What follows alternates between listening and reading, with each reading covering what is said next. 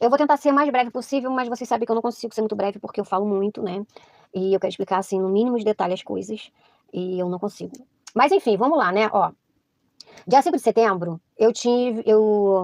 no caso, em 2020, vamos botar assim, 2020, muitas pessoas aqui sabem que eu fui fazer exames e eu apareci com uns nódulos no meus seios, nos meus 2 seios, tanto no seio direito como no esquerdo. Então eu apareci com nódulos nos 2 seios e o médico falou que era para mim ir fazendo, fazer todos os exames que eles pedem, que é mamografia, eh, só que eu não estava fazendo só exames do meu seio, estava fazendo exame também do meu útero, né, porque eu também estava com problema no útero, como todo mundo sabe, eu tenho um mioma, e eu tenho que cuidar disso e tal, né, e comecei a fazer o tratamento.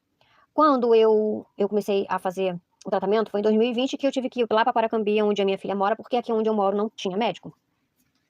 Não tinha médico, a gente tinha que sair da nossa cidade pra gente poder ir pra cidade dos outros, olha bem, né, pra gente poder ser atendida, e eu fui muito bem atendida, viu, não tem do que reclamar não. Só que é o seguinte, eu tive que com o dinheiro do auxílio emergencial, eu tive que pagar um monte de exames, porque se eu esperasse pelo SUS, né, vocês sabem, eu teria morrido, não estaria aqui pra contar a história. Sei que eu estou aqui pela misericórdia de Deus, né, mas se fosse depender mesmo do SUS, eu não estaria aqui viva, né, porque era um caso de emergências, enfim. Isso em 2020. E aí eu fiz todos os procedimentos que eles pediram, eu fiz todos os exames que eles pediram e levei para o médico. Chegou lá, o médico ficou apavorado, disse que eu precisava passar pelo magistologista, acho que é assim que se fala. O magistologista para saber realmente se esse nódulo ele era benigno ou maligno. E quando o médico chega pra gente e fala um negócio desse, a gente já imagina mil coisas, né?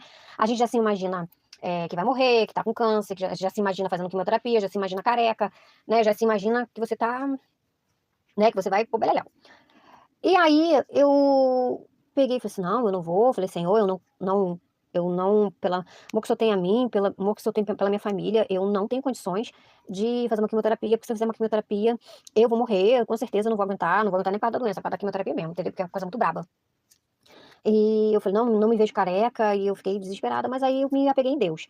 Aí eu peguei e comecei a tomar uns medicamentos que o médico mandou eu tomar pra poder o caroço diminuir, porque se fosse nódulos, assim, se fosse cisto, ia sair, ia diminuir, entendeu. E se caso não diminuísse, era pra mim voltar lá e fazer os outros procedimentos que eles iam mandar. E, enfim, pra resumir, né, aí eu peguei, dei uma melhoradinha e abandonei o tratamento. Meu Deus, eu abandonei o tratamento. E vivi como se não tivesse doente.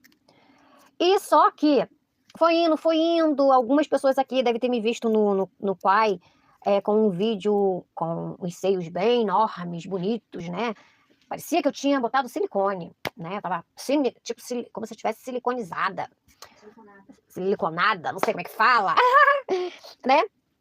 Enfim, e eu estava achando bonito meus seios, enfim, só que estava dolorido, não podia encostar, doendo pra caramba, muito ruim. Até que o meu seio esquerdo, foi aqui. Até que o meu seio direito começou a sair um líquidozinho.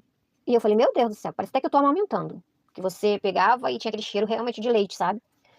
E depois começou a coçar, uma coceira que vai dar vontade de pegar a escova, assim, e coçar.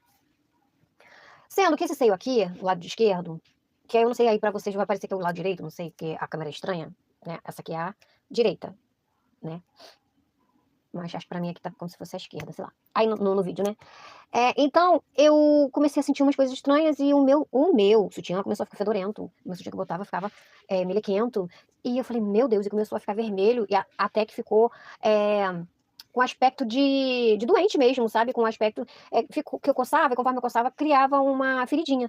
Eu falei: "Meu Deus do céu", e era uma coceira, assim, que você não conseguia controlar, sabe. E aquela coceira chata, que doída ao mesmo tempo, e aí começou a minar a água, minar, tipo, leite, que eu até passava álcool em gel, ardia pra caramba. Teve uma vez que eu peguei a acetona e passei e ardeu pra caramba, que dava uma aliviada. E aí foi quando eu falei: "Vou voltar a procurar um médico". E eu tinha um radical pra fazer, junto com meu esposo, e falei assim e todo mundo: vai para o radical, fazer a obra de Deus", né. Eu falei assim: "Não, não vou não, eu vou fazer um tratamento", porque também começou a minha pressão cair, comecei a ficar ruim, comecei a ficar bem ruim mesmo, sabe, com sensação de desmaio, e foi aí quando eu falei assim, falei com a minha líder, falei assim: "Bispa", a bispa Cleide, né, falei: "Bispa, eu não vou poder ir para o radical, porque eu tenho que voltar a fazer o tratamento", e eu mostrei meus exames todo do ano passado, ou seja, isso foi em 2022. Eu mandei todos os meus exames de 2020. Olha só, fiquei um ano sem abandonei o tratamento. E aí ela falou assim: "Não, você tem que fazer seu tratamento, você corre, porque as coisas devem ter piorado", e ela trabalha na área da saúde, e ela ficou preocupada, e ela: "Não, você tem que ir, vai, Deus sabe todas as coisas e tal, tal, tal". E eu falei assim: "Por isso que eu não vou no radical", né. Aí eu fui e comecei a procurar médico de novo, só que aqui também não tem certo tipo de tratamento. Os exames que mandaram eu fazer aqui não tinha, eu não tinha dinheiro pra mim fazer os exames, e aí eu falei com a minha irmã falou assim: "Renata, nesse período aí de eleições, vem pra cá que eu tenho um amigo meu que me indicou, você vem pra cá, pra gente ver médico pra você, aproveitar esse negócio de eleições", né. Aí eu peguei e fui lá pra minha irmã, chegou lá, eu vou falar o nome dele, sabe, porque foi uma pessoa que me ajudou muito, eu agradeço muito, né, o Felisberto, ele é presbítero da igreja lá da minha irmã, né, do Vale de Jaboque. Assim, bom, foi uma indicação dele primeiro, e aí a gente foi, quando nós fomos lá, a moça que ele indicou não trabalhava mais lá, e aí eu peguei, cheguei lá e falei assim: "Nossa, que cheirei, maninha, pô, longe pra caramba", e ela falou assim: "Ah, Renata", eu falei: "Ai, não, se fosse de Deus mesmo, seria lá perto de casa, eu não tô achando que esse negócio aqui é de Deus não", ela falou: "Não, é de Deus, Renata, é de Deus, tal", eu falei: "Eu não tô achando que é de Deus não, porque é um lugar que eu não consigo, que eu, se fosse pra mim vir sozinha, eu não saberia vir, de ônibus ficaria muito ruim pra mim, ainda mais de passagem, ela me levou de carro, porque ela tem carro, e não dá pra me vir sozinha, porque eu não vou saber vir aqui nunca". E aí eu cheguei lá, quando eu cheguei lá, o moço olhou pra minha irmã e falou assim: "Foi Deus que mandou vocês vir aqui. E quem vai tratar da sua irmã vai ser Deus". E a minha irmã falou: "Mas peraí, eu falei quem eu era, quem eu sou, quem a minha irmã é, como assim?". Ela só foi lá porque ela ia falar: "É a fulana de tal, né, que me mandaram vir aqui, ela trabalha aqui", e falaram que não. E daí e falou assim: "Não, não", e ela, né, e depois essa pessoa do nada chegou pra minha irmã e falou assim: "Quem mandou você vir aqui foi Deus, e Deus vai tratar dela aqui, e fica tranquila, tudo vai dar certo, nã-nã-nã". E eu peguei, e a minha irmã pegou e ficou parada assim, a minha irmã ficou. Aí minha irmã entrou no carro, falou assim: "Renata, pega logo seus documentos, vamos lá que a gente vai ver", porque já tive a confirmação que realmente é de Deus, e um rapaz ali que vai ajudar a gente. Aí a minha irmã foi lá, pegou, deu os documentos, as coisas tudo pro rapaz, o rapaz resolveu as coisas lá.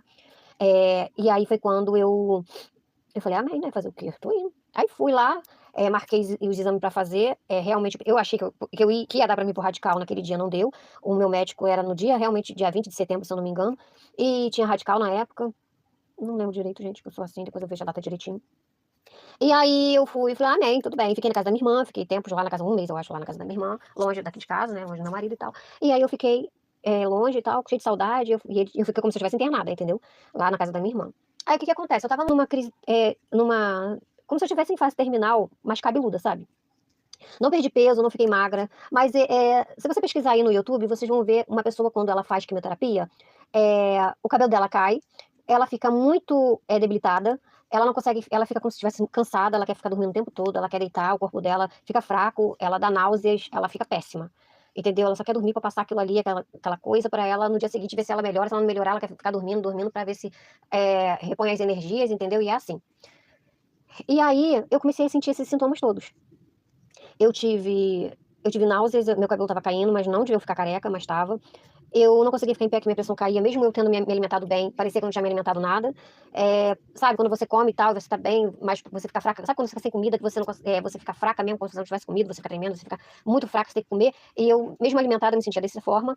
E a minha irmã lá, querendo ou não, na casa da minha irmã, a gente tem que fazer a obra de Deus. Por quê? Porque lá era um ponto de pregação, agora não é mais, é uma igreja agora, né, virou igreja, né, e eu, naquela época, era ponto de pregação e assim: "Ó, tem casa de uma pessoa pra gente visitar, pra gente ir lá orar a casa da pessoa. Tem uma visita pra gente fazer em tal lugar. Tem culto lá em algum lugar e a gente tem que ir lá e você vai a minha irmã vai pregar e você vai louvar", é um exemplo assim, sabe. Então a gente tá sempre ali trabalhando pra Deus, a gente tá sempre fazendo a obra, a gente tá sempre servindo a Deus de alguma forma, e a gente tá sempre ali orando por aquelas pessoas que precisam. E eu ali ajudando na obra. Né, e como todo mundo sabe, eu canto, né, e aí na igreja a gente fala eu louvo, né, e aí eu sempre estava tendo oportunidade de louvar, né, na igreja dela lá, e no ponto do que era pregação, né, no caso. Eu sempre estava ali ajudando ela no ministério de louvor, ali com louvores e tal. Eh, e aí eu comecei a e aí eu comecei, né, a trabalhar ali na obra, né, sem eu perceber. E e Deus foi operando na minha vida de uma maneira tão tremenda, sabe. E um dia eu passei tão mal que eu fui pra casa da irmã Gracinha. A irmã Gracinha é uma senhora que ela toma conta do meu sobrinho como se fosse neto dela, ela considera a minha irmã como se fosse filha dela, e a minha irmã também considera ela como mãe. Então a gente estava na casa dela e naquele dia ela teve que tomar conta, coitadinha dela, ela teve que tomar conta do meu sobrinho pra levar pra escola, que eu que fazia isso quando eu estava lá pra ajudar minha irmã, e eu não estava aguentando nem comigo em pé, e naquele dia ela teve que ficar comigo, e ela teve que ficar com meu sobrinho e ainda ficar comigo, cuidar de mim pra minha irmã trabalhar.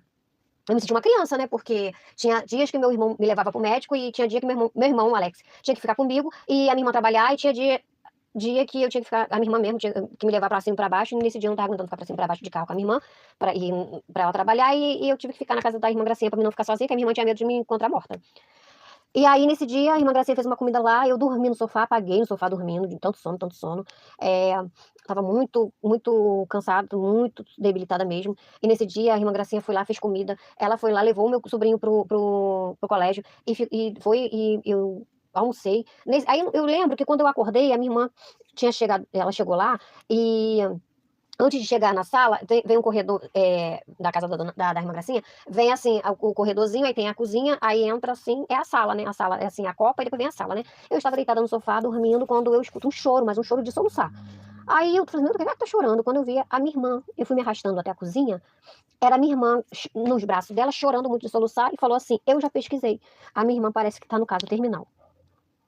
E aí, os amigos dela, não sei, eu acho que os amigos dela, que ela trabalhou com médico, né? Então, os amigos dela, quando ela era secretária na época, os médicos devem ter conversado com ela e falado alguma coisa sobre o que eu tava passando, né? E aí, ela começou a chorar, de soluçar, e falou que tava muito sobrecarregada de muita coisa, da empresa dela, e além disso tinha eu que tava lá, que ela tava muito preocupada comigo, ela tava muito preocupada com a Renata realmente não tá bem, e eu não sei o que fazer, e só Deus mesmo, e aí todas as pessoas que me olhavam com cara de pena. Não tem isso, ai, não tem pena, a gente olha assim com cara de pena, que a pessoa tá doente, e começaram a me olhar com cara de pena. Eu falei, gente, ó, eu tô viva ainda, né? Amém. Ore por mim, né?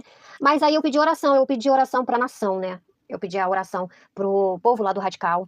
Eu pedi oração pela nossa igreja, né? O Templo da Misericórdia. Meu marido pediu a oração por mim. E a minha irmã pediu pra igreja dela lá, pro Vale de Jaboque, né? E a igreja matriz lá de Caxias, toda orar por mim. Gente, a oração é muito importante. E a fé de vocês também é muito importante. E o que eu quero falar pra vocês aqui é que é, você, quando está fazendo a obra de Deus, uma oração que você faz por alguém, para ajudar a vida de alguém, Deus está trabalhando na tua vida. Então, enquanto eu estava ali fazendo a obra com a minha irmã, louvando na casa das pessoas, orando pelas pessoas junto com eles lá, com a minha irmã e meu cunhado, enquanto a gente estava lá andando fazendo a obra de Deus, Deus estava trabalhando na minha vida. E aí e eu tenho uma experiência tão grande com Deus, porque eu estava orando a Deus e falei assim: Jesus, eu tô com todos os sintomas, como se eu estivesse fazendo uma quimioterapia. Entendeu? Como se eu estivesse fazendo uma quimioterapia. Eu estou fazendo uma quimioterapia espiritual, porque era o que estava acontecendo comigo. Eu estava fazendo uma quimioterapia espiritual. Vamos resumir ali na casa da irmã Gracinha. Aí nesse dia eu peguei, eu tava tão cansada, fui me escorando, que eu vi a minha irmã lá, desesperada, só que eu tava com muita fome. Graças a Deus, eu não tive perca de fome, não emagreci também. E eu continuei tomando minhas vitaminas, que o médico tinha receitado eu tomar desde 2020, no caso. Eu continuei tomando, né, o anticoncepcional pra mim não menstruar, que eu tinha um fluxo de sangue muito grande.